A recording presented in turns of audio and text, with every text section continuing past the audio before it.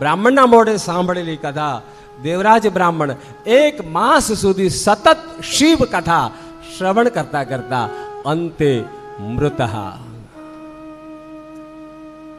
કથામાં લખી નાખ્યું એનું મરણ થયું. મરણ થયું યમ ભટ્ટે પાશા. યમના દૂતો આવ્યા અને યમના દૂતો મરણ પછી જીવને બાંધીને ખેંચ્યો, દેવરાજના જીવને ખેંચ્યો અને ખેંચીને લઈ જવા લાગ્યા. યમના ભટ્ટ જ્યાં યમના દૂત જ્યાં પકડ્યો જીવને કે આને નરકમાં લઈ જવો છે, કારણ કે પાપ બહુ કર્યા છે, આખી જિંદગી પાપ જ કર્યું છે આ માણસે. એટલે યમના દૂતો જ્યારે લેવા આવ્યા, આ બાજુથી નંદી ભૃંગી શૃંગી આકાશમાંથી વિમાન લઈને નીચે આવ્યા છે. અને એ જ વખતે નંદીએ હાંકલ કરી, હે યમના દૂતો, તમે આને ન લઈ જઈ શકો, છોડી દો આને, છોડી દો આને. યમના દૂતો કહે, નહીં, અમને આદેશ છે યમરાજાનો, અમારે પકડીને આને નરકમાં લઈ જવાનો છે, અમે ન છોડીએ. અને એ વખતે નંદી ભૃંગી જે ગણ હતા, શિવના ગણોએ એ બળપૂર્વક કહ્યું કે છોડી દો, નહીતર આપણો યુદ્ધ થશે, અમે તમને મારીશું, મારીને પણ તમારી પાસેથી જીવને છોડાવી જઈશું. અને બળપૂર્વક બળપૂર્વક નંદીએ હાકલ કરી અને યમના દૂતો ગભરાઈ ગયા, કોલાહલ કરવા લાગ્યા, અવાજ કરવા લાગ્યા. ઝઘડો થાય ને કેમ અવાજ થાય, એ રીતે કોલાહલ થવા લાગ્યો. અને યમના દૂતો કોલાહલ કરવા લાગ્યા, કલહ કરવા લાગ્યા. અરે તમારું કઈ જોર ના ચાલે, અમારું જોર ચાલે, બોલવા લાગ્યા. અને એ અવાજ યમરાજા સાંભળી ગયા, યમલોકમાં એનો અવાજ ગયો. યમરાજાને થયું કે મારા દૂત આટલો બધો કોલાહલ કેમ કરે છે, શું થયું? યમરાજા નીકળ્યા અને યમરાજાએ બહાર આવીને જોયું, ઓહો, આ લોકો દેવરાજના જીવને પકડવાની કોશિશ કરી રહ્યા છે, મારવાની કોશિશ કરી રહ્યા છે, નરકમાં લઈ જવાની કોશિશ કરી રહ્યા છે યમના દૂતો. અને સામે ઊભા છે નંદી.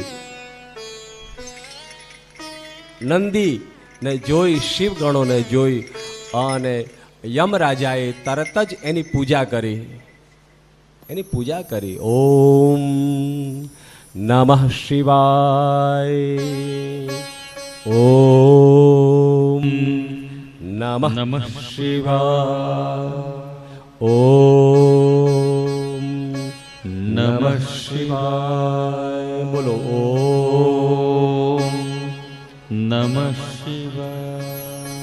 અરે આપ તો શિવના દૂત છો, શિવના દૂત શિવની સમાન છે. અને એનું પૂજા કરી ત્યારે ઓલા યમના દૂત હતા ને સમજી ગયા કે આપણો માલિક જો આની પૂજા કરતા હોય તો આ કોઈ સામાન્ય વ્યક્તિ નથી. ઠપકો આપવામાં આવ્યો. યમરાજાએ કીધું, હે દૂત સાંભળો કે હા, આ શિવના દૂત છે, આ નંદી મહારાજ છે, અને સર્વ જગતના માલિક જે છે ભગવાન શિવ ભોળાનાથ, એના સેવક છે. એનો આદર કરો, એનો સત્કાર કરો. બહુ સાચી વાત છે મારા ભાઈ બહેનો. શિવ મળે કે ન મળે, પણ શિવનો ભક્ત જ તમે જો મળી જાય ને તો એનો આદર કરજો.